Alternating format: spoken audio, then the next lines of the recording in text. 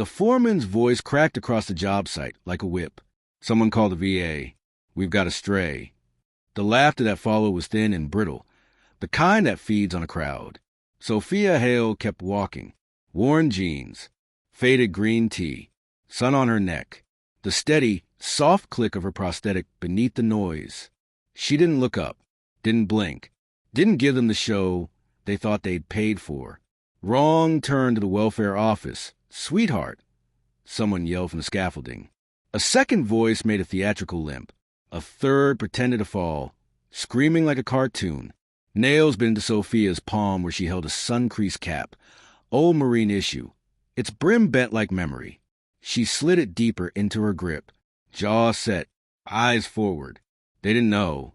They didn't know about the night in Fallujah when smoke hit snipers, and the street was a web of burning metal.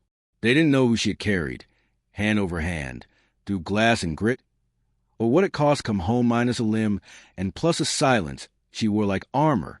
They didn't know her at all. The air was a furnace.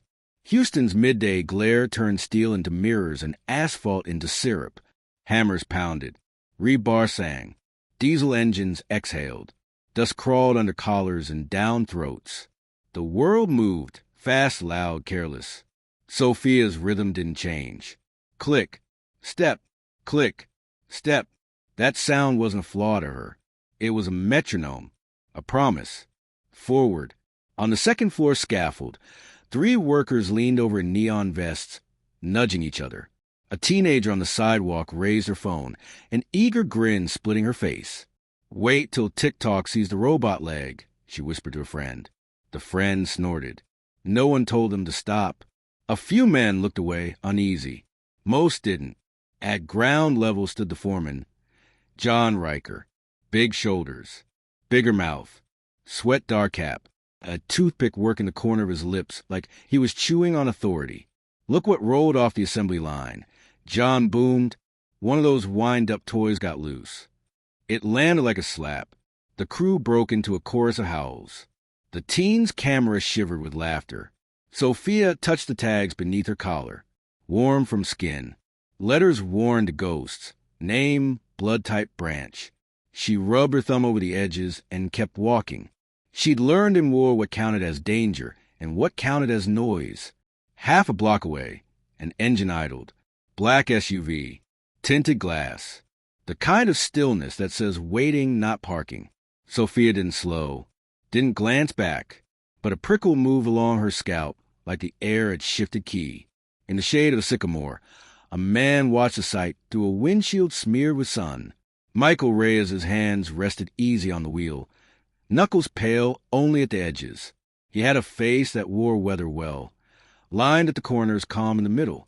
On his forearm, the golden trident and eagle curved under his sleeve. Not decoration. History. He saw everything. The limp that wasn't weakness, the set of the jaw that wasn't anger, the refusal to look back that wasn't fear. Memory rolled like a tide he never really outran. A convoy broken, a street red with heat, a Marine sprinting through a shooting gallery, then sprinting again, then a third time, because 3 lives still breathed. She never came back whole. He never forgot. Michael lifted his phone. "It's Reyes," he said, voice low. "Send the convoy." He hung up and breathed once, slow. The past and the present lined up like sights. Back on the site, John Riker was still performing for an audience he didn't deserve. "Bet she never even saw action," he said. "Probably fell off a bar stool in San Diego." The laugh track thinned. A couple of men stared at the dust. Shame is a quiet thing. It arrives late, and it doesn't clap. Sophia reached the corner. A breeze lifted grit into her lashes. She blinked it away. The world narrowed to crosswalk paint and heat shimmer. Then the sound came, low, layered, unmistakable. Not delivery trucks. Not city traffic. A different growl entirely. 3 black SUVs turned the corner in a seamless arc, engines humming in harmony. They rolled side by side and parked across the gate like a hand laid flat on a chessboard. Your move. Doors opened. 7 men stepped out with the unhurried exactness of people who don't need to prove they belong. Tactical pants. Simple boots. Sleeves pushed to elbows.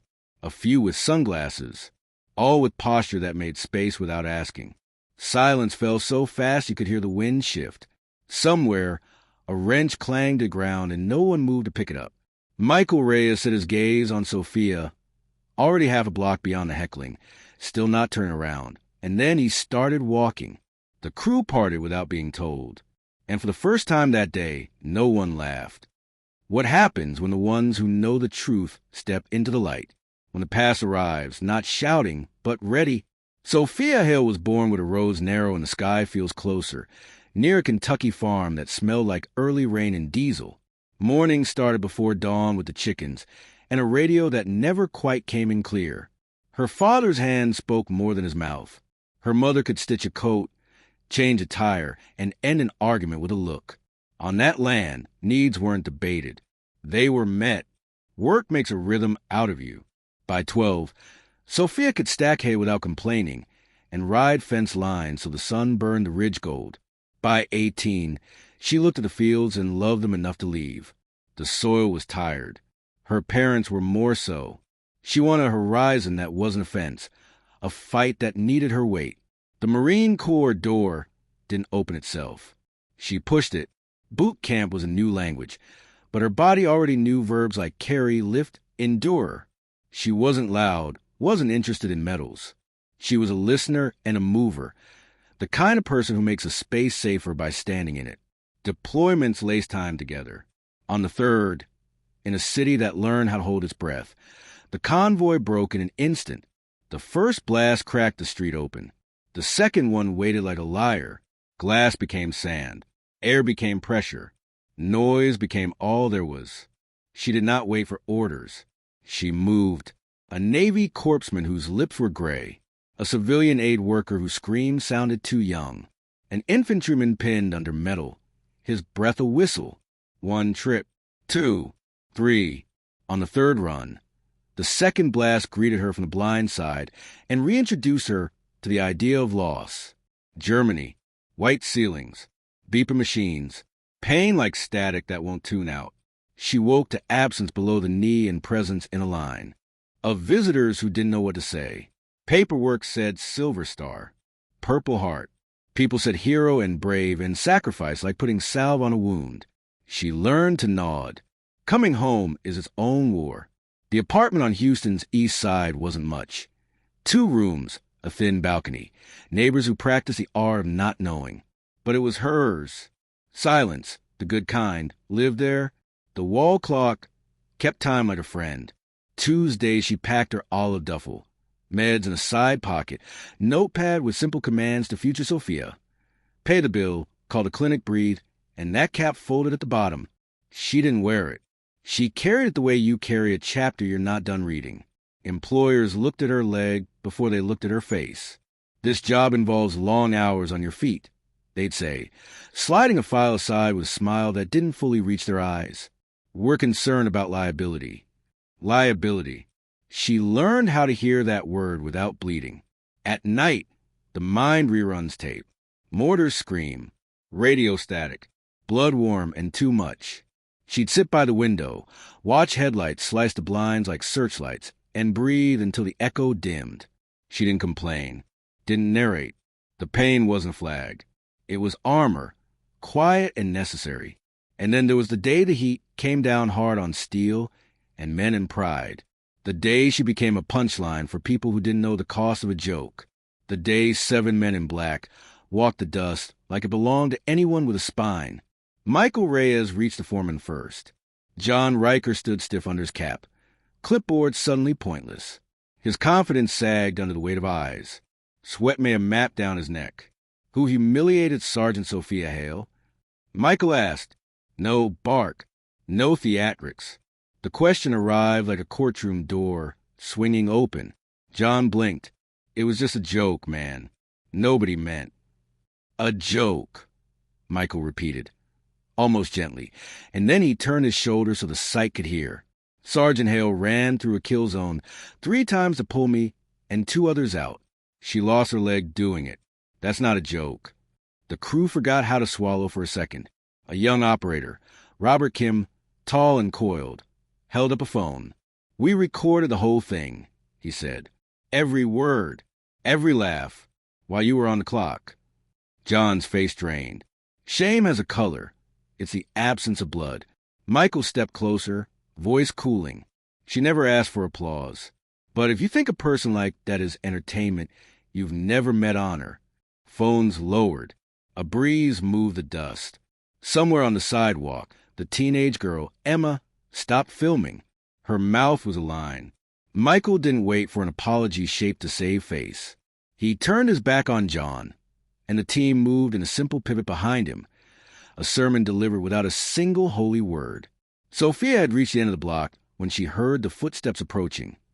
Not hurried or hot, purposeful. She turned. 7 men were coming toward her in a line that broke for no one. Michael stopped a few steps away. For a heartbeat, the world emptied of sound. "Permission to honor you, ma'am," he said. Sophia's throat clenched. The old training lifted her right hand. A clean salute cut the heat. The 7 returned it, perfect and still, the kind of salute you give when you understand weight. Michael lowered his hand and drew a small coin from his pocket. Silver edge warmed from his palm. A trident etched on its face. "Brotherhood coin," he said. "Seal issue. Not given. Earned. You earned it years ago. We didn't get a chance to say it then." He placed it in her hand and folded her fingers closed. Armor, refit. Around them, the site had become a chapel. Even Emma's phone hung limp by her leg, guilt dawning like weather. For the first time in a long time, Sophia felt seen, not as a story to pity or a lesson to market, but as a person who had done the work and kept walking. What happens when a moment refuses to end where it began, when honor pushes past the gate and keeps going? By sunset, the clips were everywhere. Michael's words, the salute, the coin glinting between hands. Strangers typed captions like promises. "This is how you treat a hero." Newsrooms sharpened their headlines. Veteran groups passed the video along like a blessing. By morning, the company's inbox was an avalanche.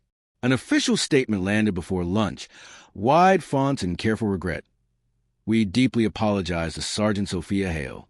Disrespect has no home on our sites. Action has been taken." John Riker was quietly removed from the project, reassigned to a place without gates or spotlights. But the apology wasn't the story. The shift was. 2 miles away at Roosevelt High, an email went out from a principal named Ms. DeLeon. Would Sophia speak to the students for Veterans Week? Not to parade medals, just to tell the truth. The request felt different, like someone had finally asked the right question. She said yes before doubt could talk her out of it. The auditorium was full and soft with anticipation. Sophia's prosthetic tapped a whisper across the stage. She didn't bring slides, didn't recount battles like bedtime stories. She stood at the podium and said, "Scars don't mean you're broken. They mean something tried to break you and you kept walking." Silence. Then thunder. The kids stood. Teachers clapped with their whole arms. A security guard wiped his eyes like dust had found him. On the site, the earth itself changed. At the gate, masons set a brick into fresh concrete. Polished steel frame, simple engraving. Eshiti, Sophia Hale, built on respect. No spotlight, no wreaths, just a place to touch before a shift. Guys who'd never said much found themselves pausing. Some set a palm on the name, like they were checking their own pulse. Some nodded. A few whispered sorry to no one in particular. And then there were the classes, small rooms with metal chairs and coffee that tasted like burnt hope, where men who'd never been asked to talk about respect sat down and didn't know where to put their hands. The flyer called it respect in the trades. The first session was awkward, the kind that makes a clock tick louder. But on day 3, a bricklayer named Miguel told a story about his brother, a Marine with a prosthetic and a stack of rejections. The room stopped breathing. On day 5, a man with tattooed knuckles said, "I laughed last week. I shouldn't have." He looked at the floor. "I don't want to be that guy again." Sophia didn't become a mascot. She declined interviews that wanted blood and smoke. She went about her Tuesdays. She drank coffee at the small cafe 2 blocks from the site, where the bell on the door rang like a memory every time someone entered. One afternoon, a boy walked up, 7 or 8, freckles spilled across his cheeks, a red hoodie, and a prosthetic arm peeking from the sleeve. He hovered, collecting courage. His mother watched from the counter, twisting a napkin. "My mom says I'm like you," he said, voice small but steady. "She says I don't need 2 arms to be strong. She says maybe I could be a hero, too." Sophia leaned forward, lowered her voice so the words could land and stay. "You already are," she said. "Every day you keep going. You're showing the world how it's done." His grin wasn't polite. It was sunlight. He ran back to his mother, who pressed both hands over her mouth. Emma, the teenager with the phone, posted again, this time a different kind of video. No filters, no soundtrack, just a confession filmed in a quiet bedroom. "I recorded a woman to make fun of her. I saw what the men in black did. I learned something. Let respect be louder than laughter." The tag caught fire. Stories began to stack. Nurses who stayed after shifts, firefighters who went back in, teachers who bought snacks with their own pay, vets who walked into job interviews and kept their hands still on their knees, even when the first question was the wrong one. In a city famous for speed, something slower took root: listening. Michael watched all of it from the edges. He wasn't interested in being the star of a video. He made calls to a charity that fitted prosthetics for kids, to a union rep who owed him a favor, to an old teammate named Robert who knew how to talk to men who'd never thought about dignity out loud. He suggested, not ordered. He nudged, not shoved. Change moves better when it thinks it was its own idea. He stopped by the cafe once, stood at the counter with a black coffee cooling in his hand, and said to Sophia, "You never asked for this." "I never asked for the other thing, either," she said, a small smile touching one corner of her mouth. "But here we are." He nodded. Here we are. They stood in a quiet that didn't need fixing. Outside, a breeze played with the bell on the cafe door. Someone touched the brick at the gate and headed into work. What if one brick could teach a city how to build again? Not towers, but people. 6 months later, Washington, D.C. smelled like rain on concrete and old decisions. The National Veterans Conference stitched together uniforms and street clothes, old scars and new starts. Sophia stood backstage and watched the lights pulse beyond the curtain. She wasn't a politician. She wasn't selling a book. Her notes could fit on a receipt. She wasn't alone. Front row, center right, Michael Reyes sat in dress uniform, his posture a promise. Beside him was a boy from the cafe, hair slightly longer, grin unchanged. He wore a tiny Marine-style jacket his mother had sewn. Seems careful, buttons bright. In his fist, a coin, the one Sophia had given him when they met again. After he'd held his report card up to her with a B+ circled 3 times and said, "Proud as a trumpet." Math. Backstage, breath slows time. The stage manager nodded. "You're up." The hall hushed as she walked out. She didn't hide the shine of her prosthetic under the lights. Why would she? She had never asked the world to pretend. She set her notes on the podium and lifted her eyes. Faces. So many faces. Some wet already. Some set, because that's how they survive. "I used to think honor lived in medals," she began, voice even, small on purpose, so people had to lean in. "Or ranks. Or in the way someone salutes. I've learned it lives elsewhere. It lives in how we face the storm when no one's watching. Stillness. Even the camera is quieted. Some of us come home whole," she said. "Some of us don't. Some scars are visible. Some are not. All of them matter." She looked at the boy in the jacket.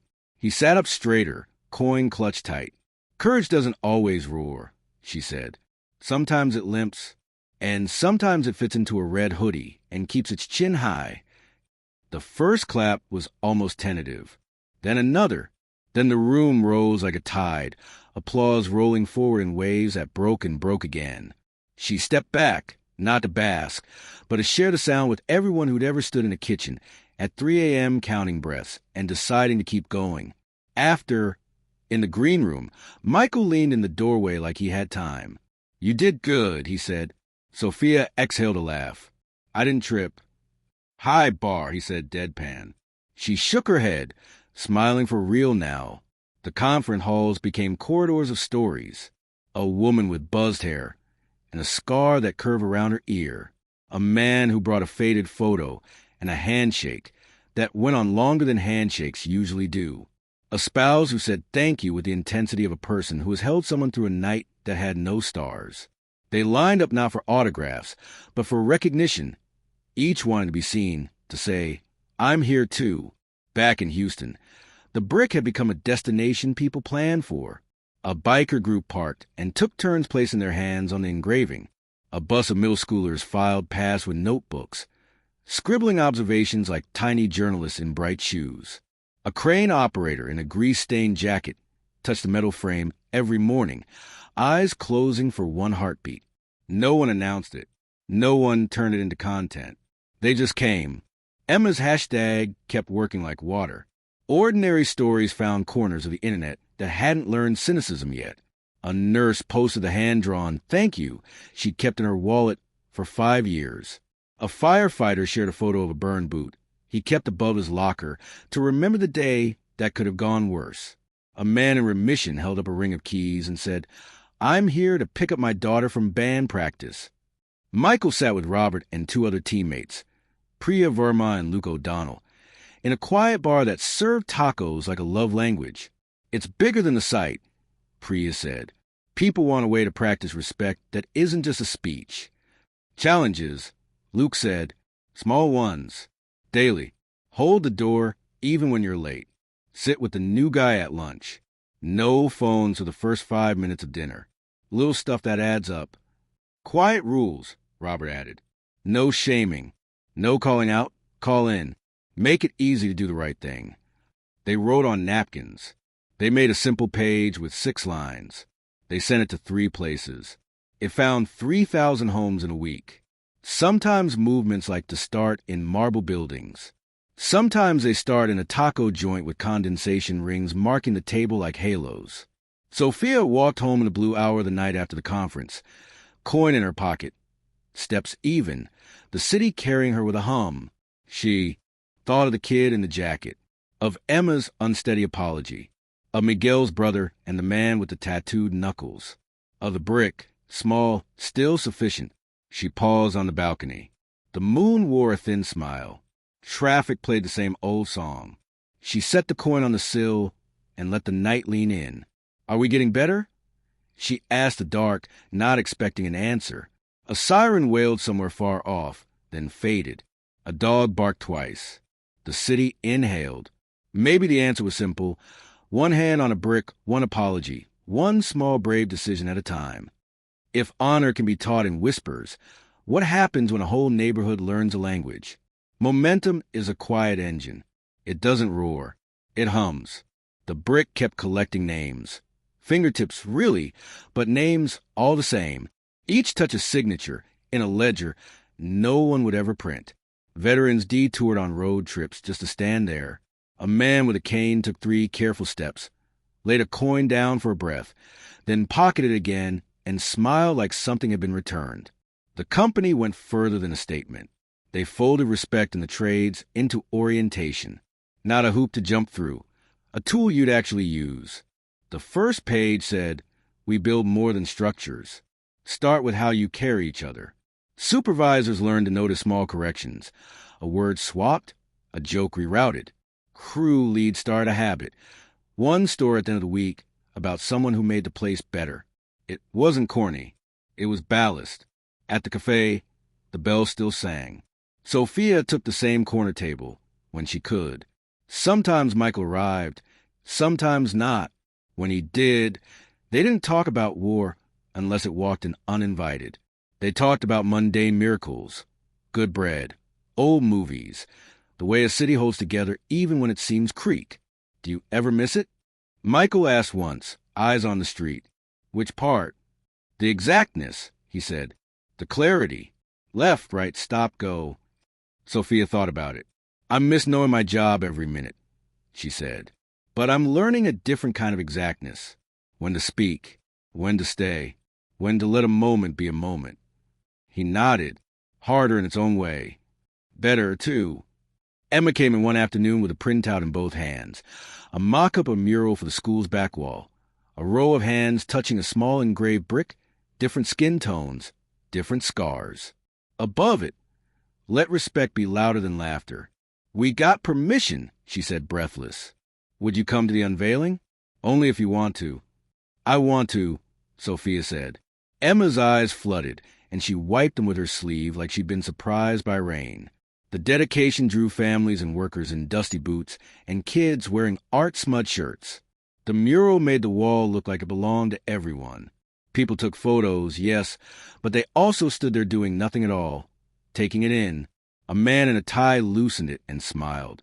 A little girl lifted on her toes to touch the painted brick with one finger. In D.C., the conference posted Sophia's speech. Comments stacked higher than the stage had been. Somewhere, a grandmother wrote, "My husband has been quiet for 40 years. Today, he cried and told me a story." Somewhere else, a young woman typed, "I've never served, but I'm going to stop laughing at what hurts people." A middle school band teacher said, "We're doing a unit on courage. Yours is lesson 1. Sophia didn't track the numbers. She tracked moments. A cashier calling a veteran by name. A bus driver kneeling his ride a little longer for a prosthetic leg that needed a beat. A kid on a scooter stopping to hold a gate for a man with too many boxes. Little mercies. Brick by brick. John Riker? He found work again. It wasn't a villain's exile. It was a second chance. He sat through respect in the trades course, eyes low, jaw tight. When the facilitator asked for reflections, he cleared his throat like it had thorns. "I thought being tough was the same as being cruel," he said. "I was wrong. It was a start. Starts are underrated." On a soft Sunday, Sophia visited the site alone. The gate stood open, quiet except for a flag tugging at its line. She knelt, careful on her prosthetic, and set her palm on the metal frame. The engraving was cool. The coin in her pocket warmed under her thumb. For a breath, the city receded. The dust smelled like work. The wind carried a far-off laugh. That wasn't mean at all. "Thank you," she whispered, and she wasn't sure she meant the brick, the men in black, the kid in red, the girl with the camera, the nurse with the wallet note, the firefighter with the boot, the teacher with the claps, the bricklayer's brother, or the part of herself that kept saying yes when it would have been easier to stay small. Maybe all of them. She stood. The rhythm returned. Click, step, click, step. A woman pushing a stroller smiled and nodded. A man in a hard hat lifted 2 fingers in a quiet salute. Sophia returned it with a small tilt of her head. Not ceremony. Recognition. At the corner, she paused in the shadow of the sycamore where a certain SUV had once waited. Light filtered green through leaves. The world hummed on schedule. She breathed and turned toward home, toward Tuesdays, toward coffee bells, toward the ordinary heroics that never make a feed. Now it's you. Have you seen someone diminished for being different and felt that tug in your chest, the one that says, "This isn't who we are"? Did you speak? If not, what would you say next time? What does honor look like on your street, in your shop, at your table? Put your story in the world where someone who needs it can find it. Share the little mercies. Name the quiet heroes. Let respect be louder than laughter. And if this moved you, even a little, pass it on so the hum gets louder. Because sometimes the smallest gestures, a hand to a shoulder, a door held, a coin pressed into a palm, a name carved into a single brick, don't just rebuild walls. They rebuild us.